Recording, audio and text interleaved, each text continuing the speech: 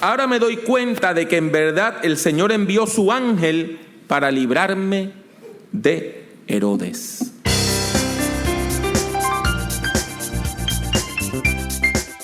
Les habla Pablo Jiménez, exhortándole a que prediquemos.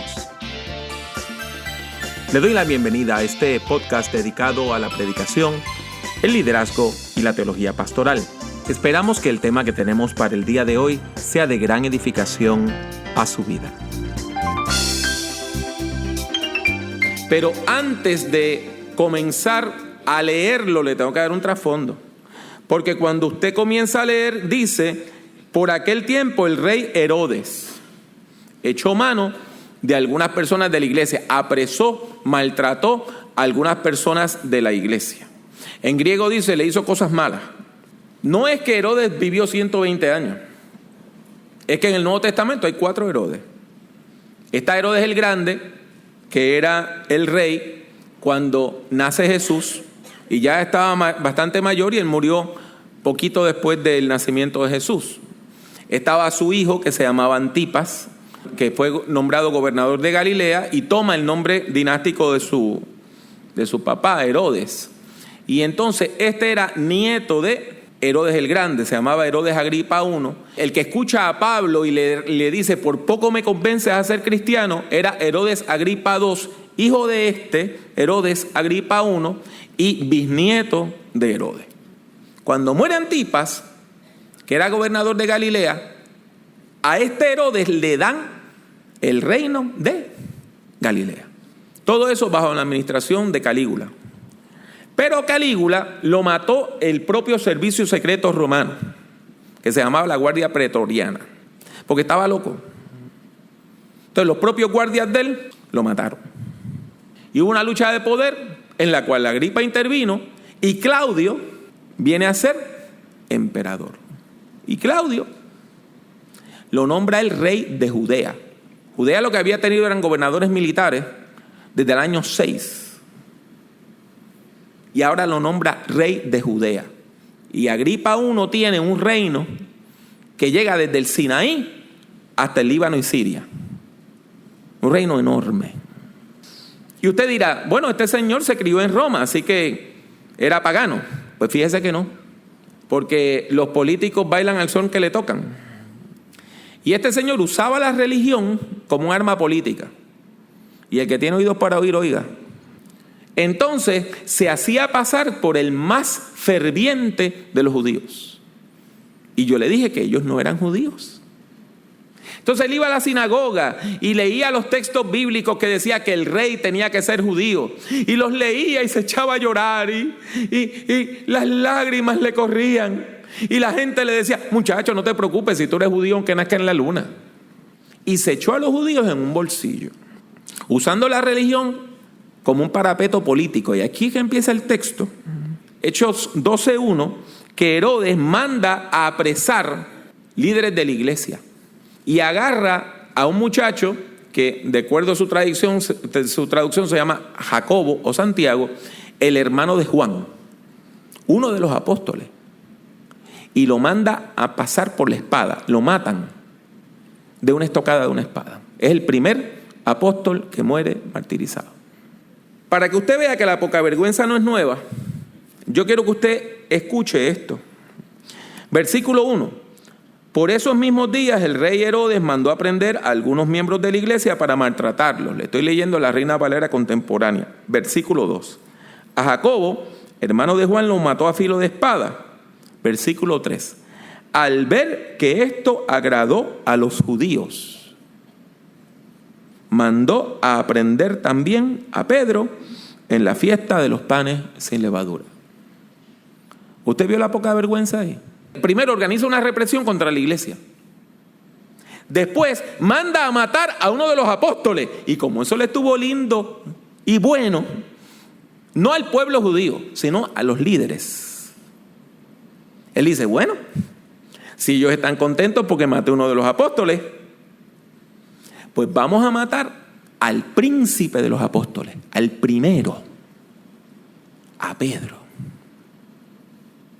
Y hay algo que yo le leí y usted no lo vio. ¿Cuándo era que lo quería matar? ¿En la fiesta de qué? De la Pascua. ¿Y cuándo murió Jesús? ¿Ven lo que pasa? Lo quería matar en el aniversario de la muerte de Jesús. Eso a mí me para los pelos. Siento un frío por toda la espina dorsal.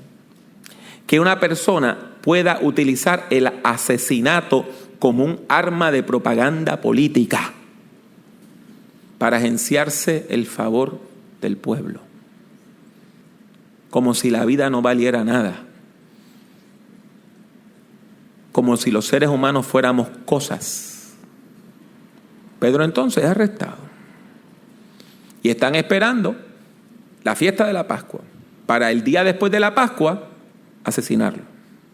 Para que no se escape, le ponen, dice la Biblia, 4 grupos de 4 soldados.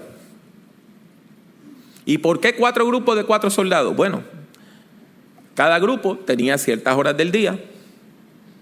2 soldados estaban amarrados a él con cadena. Y los otros 2 vigilaban la primera y la segunda puerta de la cárcel. Llega la noche antes de la muerte. Al otro día van a asesinar a Pedro. Y yo no sé cómo Pedro está durmiendo. No sé, si a mí me dicen te van a matar mañana, yo dudo mucho que yo duerma hoy. Pero mire lo que dice el versículo 5. Mientras Pedro era bien vigilado en la cárcel, en la iglesia se oraba constantemente por él. Había una iglesia orando. Y la iglesia está orando intensamente. ¿Qué ocurre esa noche?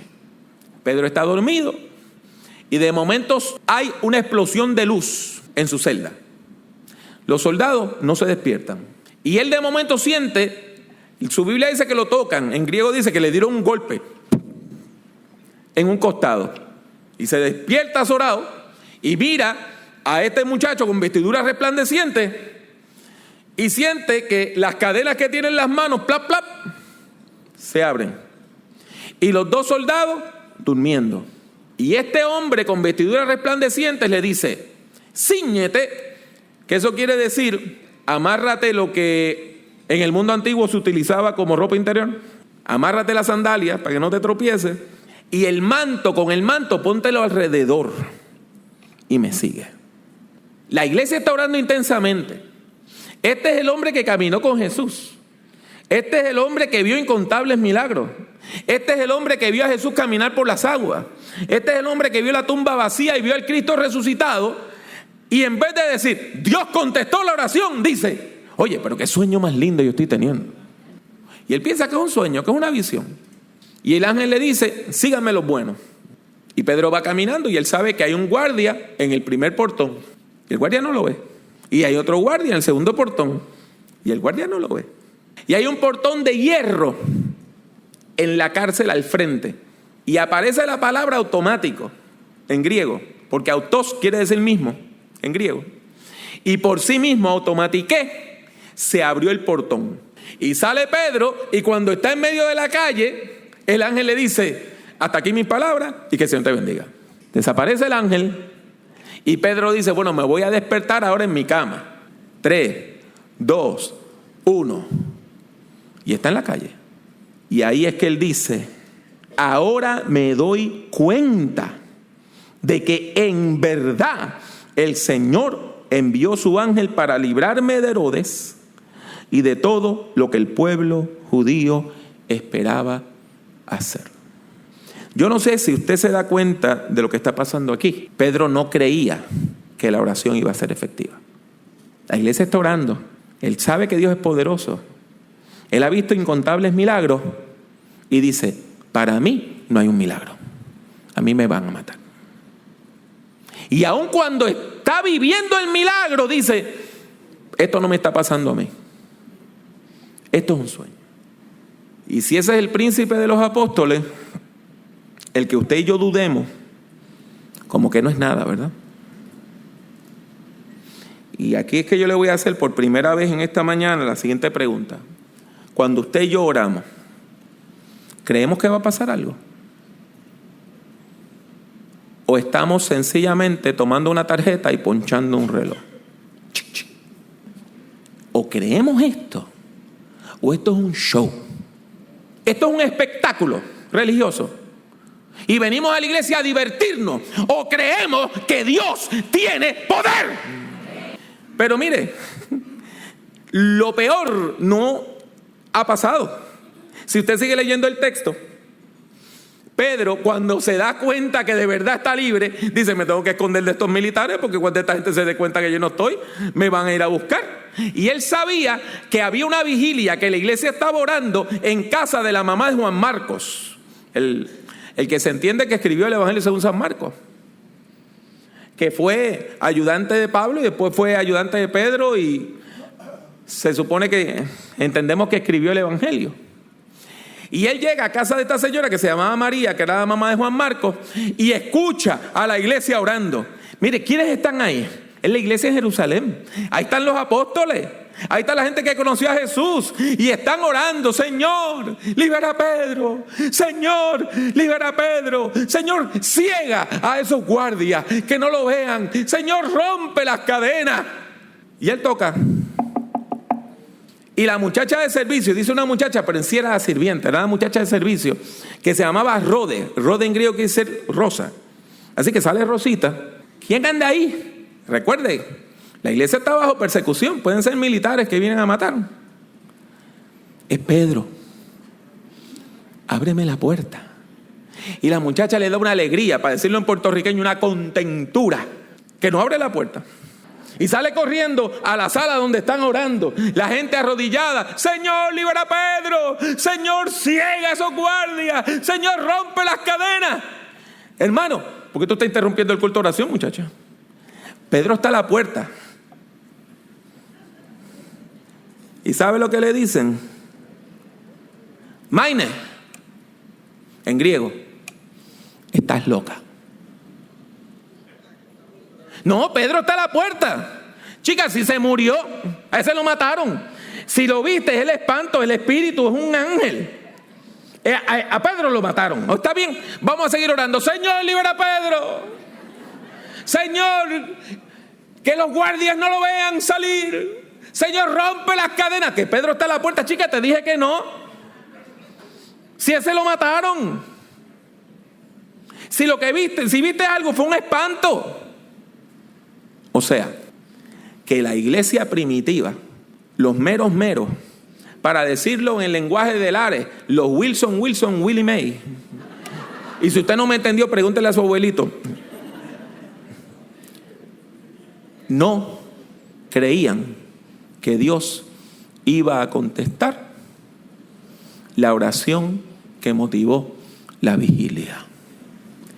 Y nosotros, cuando oramos, ¿creemos que Dios va a hacer algo? Cuando le decimos a alguien: estoy orando por ti, ¿estamos orando de verdad? ¿Creemos esto de verdad? ¿O la iglesia no es más que un club donde usted viene a ver gente amada y conocida, y cantamos y nos animamos, y todo es pura efervescencia, y todo es motivación, y después nos comemos alguito y nos vamos para la casa? Hay algo bien importante que nos enseña este texto. Es que lo que Dios hace no depende de usted. Lo que Dios hace no depende de su fe. Lo que Dios hace depende de lo que Dios quiere hacer. Esta gente estaba orando sin fe. No es por la fe de la iglesia que Dios contestó, es porque Dios le plació librarlo, porque a Dios no le dio la gana de que Herodes Agripa I siguiera matando a sus siervos. Si usted sigue leyendo, va a ver cómo murió Herodes Agripa I. Yo le dije que esta era una cepa de asesinos. Le dije que habían 16 hombres, 4 grupos de 4 que estaban vigilando a Pedro. Él los mandó a llamar: vengan todos, mátenlos a los 16, porque los dejaron ir. Y los mandó a matar. Y él, que se hacía tan judío, en Cesarea del Mar organizó juegos de gladiadores, juegos paganos. Y entonces salió con una vestidura que resplandecía porque le había puesto hilos de oro. Y cuando la gente lo ve, que le da el sol y él brilla, alguien salió diciendo, es un Dios. En la Biblia dice que la gente decía, voz de Dios y no de hombre. Y se cayó muerto al piso. Se le reventó el vientre. Y estaba lleno de gusanos.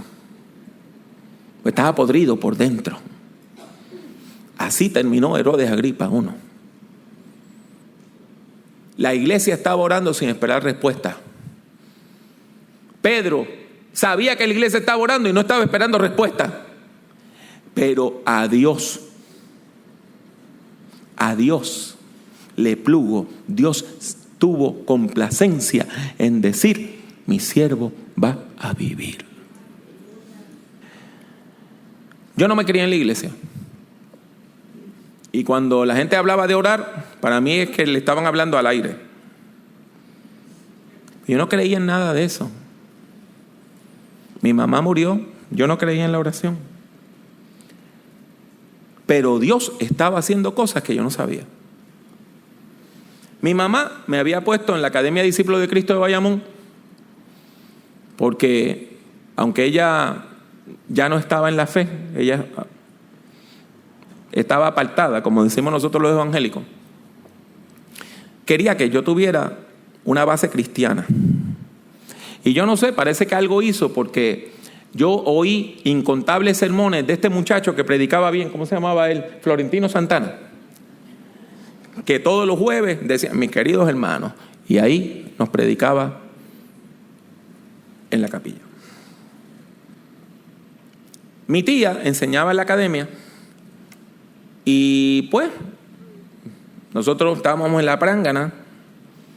Mi papá no vivía conmigo, no nos daba dinero, así que yo dije, pues de aquí me tengo que ir a la escuela pública. Y de momento mi tía me dice, te dieron una beca. Una beca. ¿Quién me dio una beca? La Iglesia de Discípulos de Cristo de la calle Comerío. Pues si yo no voy a ese sitio y yo no soy cristiano y yo no quiero saber de los cristianos, te dieron una beca, vas a estudiar gratis. Pero entonces yo tenía que trabajar mi hora de almuerzo.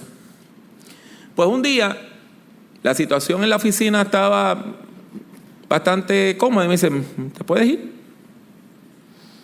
Y yo llego al salón de inglés, que era mi última clase, y había una maestra que se llamaba Damaris Molina, que era maestra de inglés. Y cuando yo llego, ella está con 4 chicos evangélicos que están sentados alrededor de su escritorio.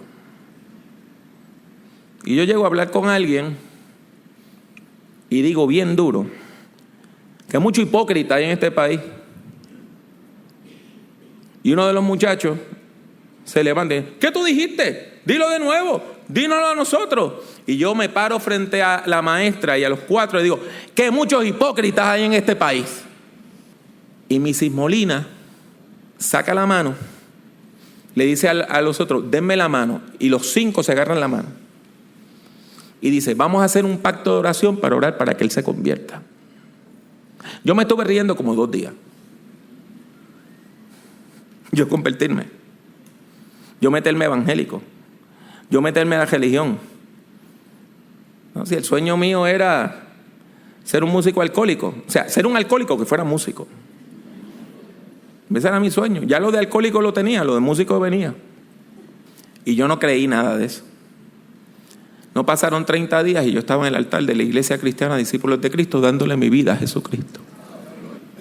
Porque Dios hace lo que Dios hace. Porque Dios es. Y cuando oramos tenemos que orar esperando que Dios haga.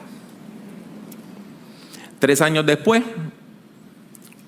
el esposo de Mrs. Molina me invita a predicar en la iglesia que él pastoreaba, Alianza Cristiana y Misionera. Y ella me decía, ¿te acuerdas del pacto de oración? Dice que yo no sabía. Yo pensaba que esto era una mentira. No fue hasta 2 o 3 semanas de estar metido en la iglesia, de venir a la iglesia, que yo me dije, y perdónenme el lenguaje, yo dije, este tipo está vivo. Este Jesús, este tipo está vivo. Esto no es un embuste. Él está vivo. Y Él está aquí. Del mismo modo que Dios mandó un ángel a donde Pedro, ha bajado un ángel del cielo. Aquí. No soy yo. No es el pastor. Aquí hay una presencia divina. Y Dios te está diciendo, pídeme y te daré por herencia las naciones. Pero tienes que creer en Él. Tienes que creer en Él. Tienes que decirle, ya mi vida ahora es tuya. Y yo creo en ti. Yo creo en ti. Y usted me está diciendo, hermano Pablo, usted está siendo dramático. Yo no estoy siendo dramático, hermano. Dios quiere bendecirle. Y Dios tiene ángeles en el cielo que lo que están esperando es que usted diga, Señor, porque todo el que invoque el nombre del Señor será salvo. Y Dios tiene un milagro para usted hoy. ¿Lo crees? ¿Crees en Él? ¿Crees que Dios va a hacer algo? Dios quiere hacer algo hermoso. Y quizá después que el Señor te toque, vas a decir como Pedro, ahora me doy cuenta que Dios estaba conmigo. Les habla una vez más Pablo Jiménez. Deseo darle las gracias por escuchar este podcast. Si desea escuchar o ver algunas grabaciones adicionales, estas son las opciones. Suscríbase a Prediquemos por medio de iTunes o de su aplicación favorita para descargar audio desde el internet. Si ha disfrutado de este programa, le ruego que deje una valorización positiva del mismo, ya que eso ayudará a que otras personas puedan encontrar nuestro podcast. Visite nuestra página en el internet drpablojimenez.com. Allí encontrará centenares de documentos en texto, audio y vídeo relacionados a la predicación, la teología pastoral y el liderazgo cristiano. El acceso a todos estos documentos es completamente gratuito. En YouTube, acceda a mi canal, que también se llama Dr. Pablo Jiménez. Allí hay más de 800 vídeos de sermones, conferencias y además algo de música cristiana. En las redes sociales me consigue utilizando el mismo nombre, Dr. Pablo Jiménez. En particular, puede encontrarme en Twitter, Facebook, LinkedIn, Tumblr y también en Instagram, entre otras redes. Y si desea comprar algunos de mis libros, tales como Principios de Predicación o Predicación en el siglo XXI, tiene 2 opciones. La primera es ir a la sección de libros en mi página drpablojimenez.com. La otra es ir directamente a amazon.com y colocar mi nombre, Pablo Jiménez, en el buscador. Ha sido mi placer tenerle en este podcast. Que Dios le bendiga mucho y que Dios le bendiga siempre.